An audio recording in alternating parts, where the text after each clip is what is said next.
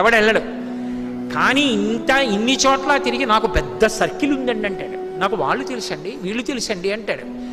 ఆఖరణ ప్రాణం పోయాక వెనక వచ్చేవాళ్ళు ఎవరు రారు అని తన శరీరమే కాలిపోతుంటే చూసుకుని ఏడుస్తాడు. చీకటి పడిపోతే అయ్యో ఓపిక ఉన్నప్పుడు ఒక్క రోజు గుడికి వెళ్ళలేదురా, ఓ ప్రవచనం వినలేదురా, ఓ ప్రదక్షిణం చేయలేదురా, ఓ పూజ చేయలేదురా అని అప్పుడు ఏడుస్తూ ఉంటాడు. ఎవరు ఊరుకోబెట్టేవాళ్ళు ఎవరు ఉండరు.